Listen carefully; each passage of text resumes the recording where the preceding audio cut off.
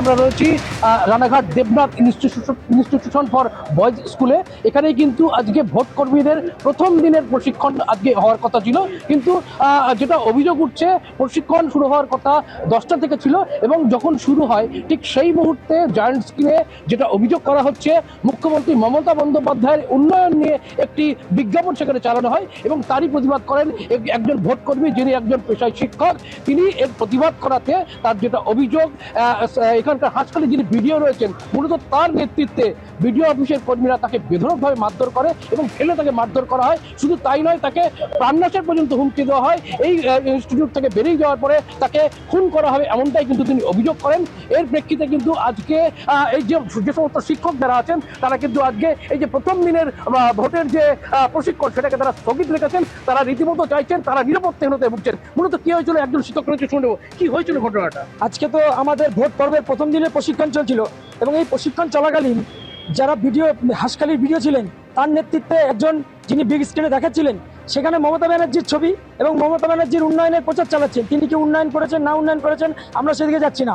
আমাদের ভোটকর্মী শিক্ষক সৈকত চ্যাটার্জির গায়ে বাইরে থেকে গুণ এনে এবং এখানকার যারা তৃণমূলের স্থানীয় যে লোকজন তাদেরকে এনে হাসখালির ভিডিওর নেতৃত্বে সেই শিক্ষককে তিনি প্রতিবাদ করেছেন যে মডেল কোড অফ কন্ডাক্ট এবং ফ্রি অ্যান্ড ফেয়ার ইলেকশন চলছে, সেই ইলেকশন চলাকালীন কোনোভাবেই এই যে মমতা ব্যানার্জি এখন সিএম নয় আমাদের কেউ। তার প্রেক্ষিতে কি করছেন? তার প্রেক্ষিতে আমরা ভোট বয়কট করতে যাচ্ছি এবং আমরা আজকে যে প্রশিক্ষণ সেটাকে আমরা স্থগিত রেখেছি।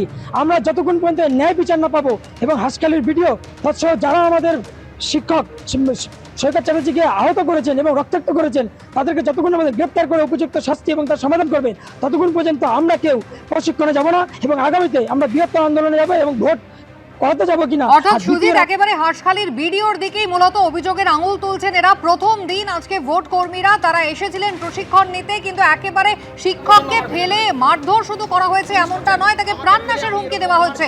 নিরাপত্তাহীনতায় ভুগছেন যে ভোট কর্মীরা ট্রেনিং এর জন্য এসেছিলেন। কিন্তু এখানেই তো সব থেকে বড় প্রশ্ন, পুলিশ কোথায় এবং কোথায় কেন্দ্রীয় বাহিনী? যে 480 কোম্পানি কেন্দ্রীয় বাহিনী এখন রাজ্যে রয়েছে, আরো 300 কোম্পানি কেন্দ্রীয় বাহিনী 2-4 দিনের মধ্যে এসে পৌঁছে যাবে। সেই কেন্দ্র বাহিনী কোথায়? এদের নিরাপত্তা দিতে কি কেউ এগিয়ে আসেনি? কি বলছেন প্রত্যক্ষদর্শীরা? সুজিত আরো একবার যদি কথা বলা যায়। একদমই, এখানে কিন্তু নিরাপত্তা বলতে কেন্দ্রীয় বাহিনী কিন্তু এখানে আসেনি, তবে রানাঘাট থানার পুলিশ কিন্তু এখানে উপস্থিত ছিল এবং বিডিও এসডিও তারা কিন্তু এখানে ঘটনাস্থলে এসেছিলেন। এবং মূলত কি আপনারা এখানে দেখেছেন প্রশাসনিক ভূমিকাটা কি বলবেন? কোনো প্রশাসনিক ভূমিকাই নেই। এসডিও সাহেব স্ট্র্যাটেজিক্যালি বিডিও সাহেবকে বের করে নিয়ে চলে গেল। যে সুষ্ঠু সমাধান তার কোনো সুষ্ঠু সমাধান করেননি এবং আমরা আগামী দিনে নিরাপত্তাহীনতায় ভুগছি। কারণ এই যে কেন্দ্রীয় বাহিনী প্রায় 2-2.5 লাখ কেন্দ্রীয় বাহিনী আসলেই তাদেরকে যারা মোবিলাইজ করছে সেই মোবিলাইজকে স্থানীয় প্রশাসন মোবিলাইজ করছে যাচ্ছে না। আমরা এখানে দীর্ঘক্ষণ ধরে অবস্থান চালাচ্ছি এবং অবস্থান চালিয়ে আমরা যেটা বলতে চাইছি সেটা হচ্ছে যে প্রথমত একজন ফার্স্ট পোলিং অফিসারকে ওই সৈকত বাবুকে তাকে এখানে আক্রমণ করা হয়েছে, সেটা বিডিও সাহেবের উপস্থিতিতে হয়েছে। এটা ন্যাক্কারজনক ঘটনা এবং আমরা যতক্ষণ না তাদের শাস্তি হচ্ছে এই কোনো প্রশিক্ষণেই যখন ট্রেনিংটা শুরু হয় তখন কি এখানে পুলিশ ছিল? তখন এখানে না, একেবারেই আমরা কোনো পুলিশ টুলিশ দেখতে পাইনি। শুধু প্রশাসনিক যারা ট্রেনিং দিতে এসেছিলেন তারাই ছিলেন, আর ওই বিডিও সাহেব কোথাও কোথাও ছিলেন হয়তো। এছাড়া কোনো পুলিশ আমরা এখানে আলাদা করে দেখতে পাইনি। নজরদারি বা পুলিশের ভূমিকা নিয়ে কি বলবেন? পুলিশ একেবারেই পরে এসেছিল কিছু পুলিশ, তাদেরকে চুপ করে দাঁড়িয়ে থাকতেই দেখেছি। আর আমাদের কারোর সঙ্গে হয়তো কিছুটা কথা বলেছেন, কোনো অ্যাকশন নিতে দেখিনি। যাদের নামে অভিযোগ করা হয়েছে ইতিমধ্যেই আইডেন্টিফাইড তারা। আপনারা নিজেরা যেখানে ভোট কর্মী ভোট নেবেন সেক্ষেত্রে আপনারা কতটা নিরাপত্তা বোধ? একেবারেই কোনো নিরাপত্তা অনুভব করছি না, কেননা এই ট্রেনিং সেন্টারেই যে অবস্থা, ভোট কেন্দ্রে এরপরে তো প্রাণ হাতে করে যেতে হবে। ভোট কেন্দ্রে কোনো নিরাপত্তা থাকবে বলে আমাদের মনে হচ্ছে না। আমরা এটা প্রশাসনের কাছে তো বলছি, নির্বাচন কমিশনের কাছে এবং সার্বিক যে পরিস্থিতি দাঁড়িয়েছে এই পরিস্থিতিতে চরম নিরাপত্তার অভাব বোধ করছি। একদমই তাই। সমস্ত শিক্ষকরা যারা আজকে কিন্তু বয়কট করেছেন কার্যত ভোট কর্মীদের জন্য,